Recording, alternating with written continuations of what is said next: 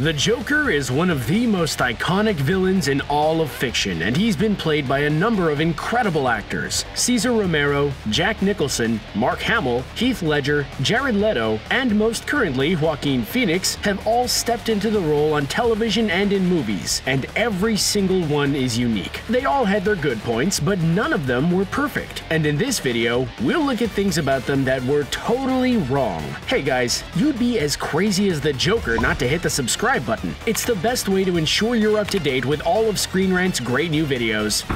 The mustache. One of the more bizarre facts about any incarnation of the Joker is that Cesar Romero refused to shave his mustache off to play the role, instead opting to have white makeup caked over it. It became unnoticeable the more he appeared, both on TV and in a movie as the character. But looking back, it looked kind of ridiculous. No actor is bigger than the character of the Joker, and Romero shouldn't have been allowed to dictate how his version looked. We'd like to say that CGI would have made things easier had Romero's Joker been around today, but looking at Henry Cavill's Superman, that's probably not true at all.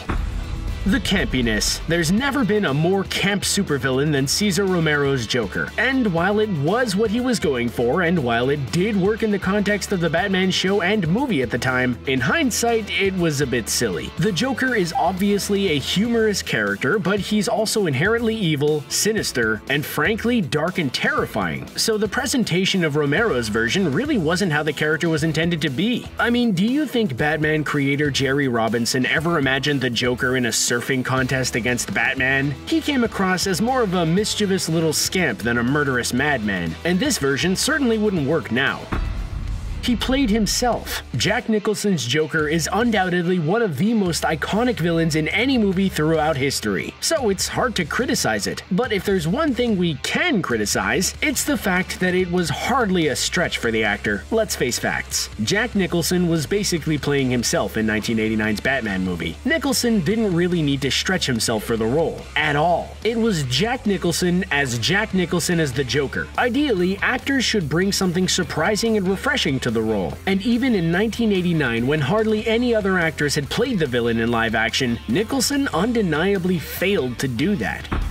Too censored. It's hard to fault Mark Hamill's version of the Joker, and the one thing we can come up with has nothing to do with Hamill himself. Sadly, due to the nature of the character, he's part of an animated kids show. He's just too censored. He's a pretty dark character who's done some terrible things, but those things are often carried out off screen, so the consequences of his actions are rarely seen. Movies like 2016's Batman: The Killing Joke allowed him to be depicted as more ruthless, but on the whole, it's not something we get to see with Hamill's version, even if it is implied.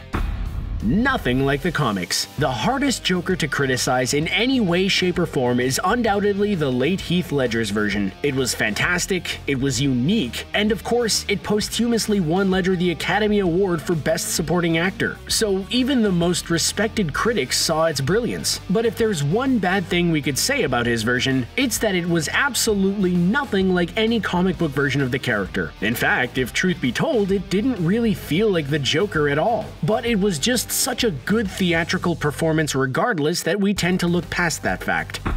Teeth grills. Let's be honest, you knew the bulk of this video would be taken up by Jared Leto's Joker. There was a lot wrong with the character, and what better place to start than his ridiculous teeth grills. They made him look more like a gangster rapper than a comic book villain, and it was really hard to take him seriously as a result. They're supposed to be there to cover damage he's taken to his mouth, courtesy of Batman, but they've ended up making him look like he's trying to take the world of hip-hop by storm rather than trying to take Batman down, and that's just the start.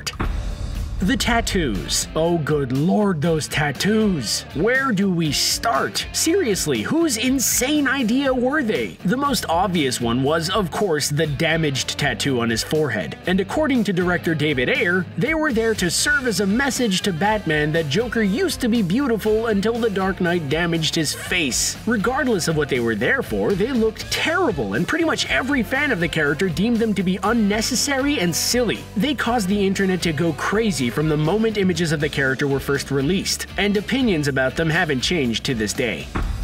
He was forced in. One of the biggest criticisms about Jared Leto's Joker was that Suicide Squad really didn't need him. Why was he there? He was so forced into that movie, it was crazy. He wasn't part of the titular team, he had no Batman to go up against, and he added absolutely nothing to the plot. DC and Warner Brothers simply knew that the character is a big draw, and adding Jared Leto's version to the movie was bound to increase interest. However, the Joker should never be a mere side character, not in any circumstances, and the filmmakers got that badly wrong.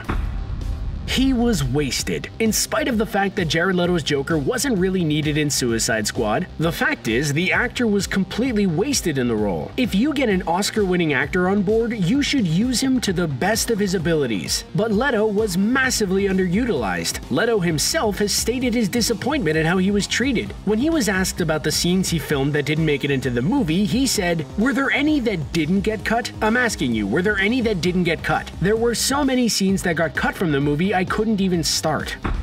No Batman. Next year's Joker movie obviously isn't released yet, so we can't really comment on Joaquin Phoenix's depiction of the character. Although we can say that from what we've seen of him, he looks amazing. And Phoenix is enormously talented, so we've undoubtedly got high hopes. However, this Joker won't have Batman playing opposite him, so it's hard to see how it'll work. Who's the Joker going to be bouncing off? Batman and the Joker need each other to function. That's been made clear on countless occasions. So it remains to be seen how the Joker will come across in a movie without his antithesis. It could turn out to be a huge mistake. Do you agree with these criticisms of the various Jokers? Are we being a bit harsh in any of these cases? Which one did you like the least? Let us know your thoughts in the comments section below. And don't forget to like, share, and subscribe to ScreenRant for more great videos like this one. See you next time!